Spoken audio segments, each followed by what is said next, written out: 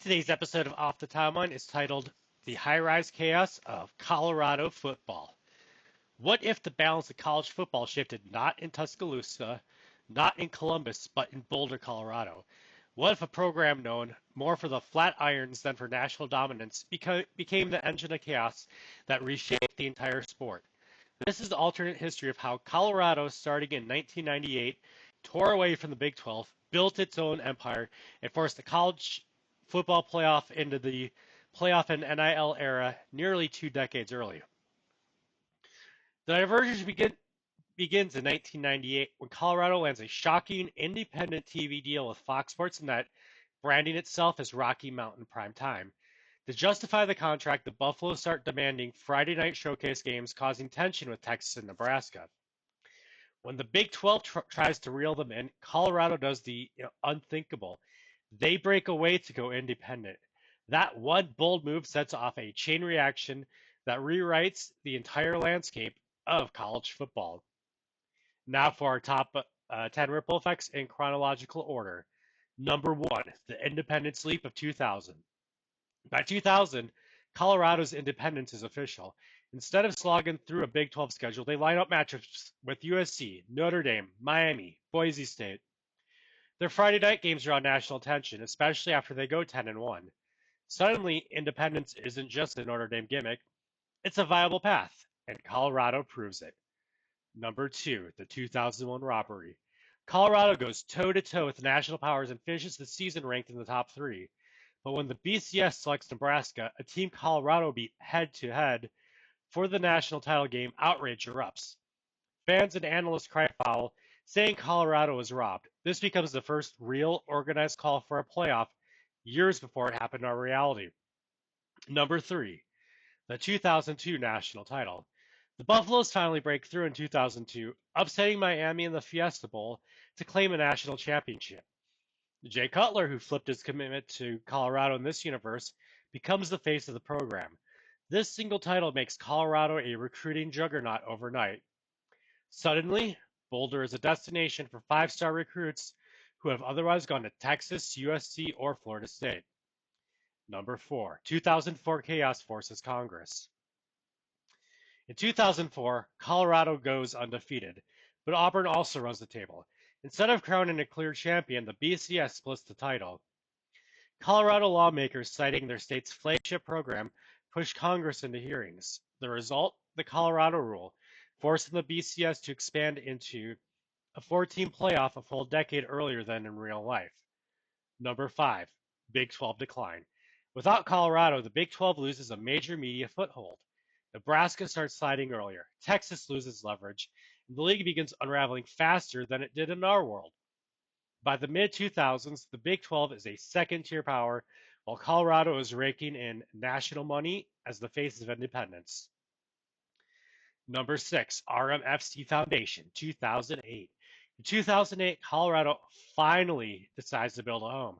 They form the Rocky Mountain Football Conference, RMFC for short, with BYU, Utah, Boise State, and Air Force.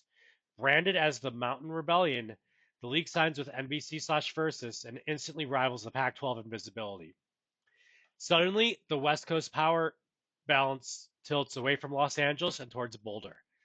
Number 7, playoff expansion, 2009 to 2014. The RMFC's success forces the playoff to grow rapidly.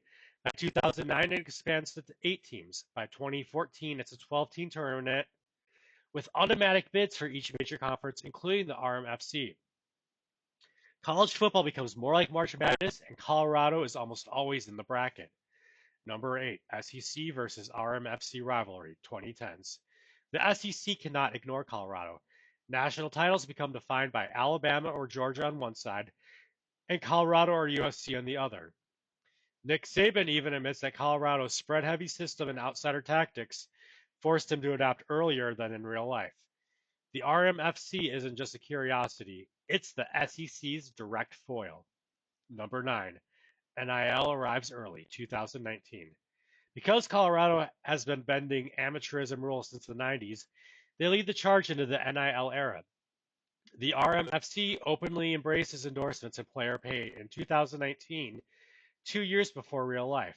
National media calls it the Colorado system, and while traditionalists complain, recruits flock to the Buffs. Colorado becomes a top 5 recruiting power by 2024. Number 10, Pac-12 collapse, RMFC ascendance, 2020s. By 2025, the RMFC is rated Arizona, Arizona State, Baylor, and Texas Tech. The Pac-12 is left in shambles while Colorado is the western anchor of college football. The playoff now features 20 teams, and Colorado has reached the final multiple times, even snagging a surprise championship in 2020. What began as a single TV contract in 1998 ends with Colorado as a dynasty-level power. Now on to the winners and losers of this universe. Winners. Colorado go from mid-tier program to dynasty with 2 national titles and a seat at the playoff table every year. The RMFC, a rebel league that becomes the 5th power, rivaling the SEC and Big Ten. NBC/Versus. They get a seat at the table in the college football decades before Peacock was even a thought. Players, NIL and early playoff expansion give athletes more exposure, money, and chances to shine. And now for the losers. The Big 12 collapses faster with Nebraska and Texas losing their grip. The Pac-12, they lose to Arizona schools, prestige, and eventually dissolves into irrelevance. USC, recruiting power stolen by Boulder, leaving them playing catch-up. The BCS system, Colorado's chaos accelerates its demise, forcing playoff reform a decade early. From a renegade TV contract in 1998 to a dynasty-defining NIL empire by 2025, Colorado went from an afterthought to the most disruptive force in college football history. They didn't just win games, they rewrote the rules, reshaped conferences, and forced the sport into a modern era almost 2 decades ahead of schedule. And if you enjoyed this journey into alternate college football chaos, hit that like button, subscribe for more what ifs, and let me know in the comments. If not Colorado, which program should I turn into the next agent of chaos?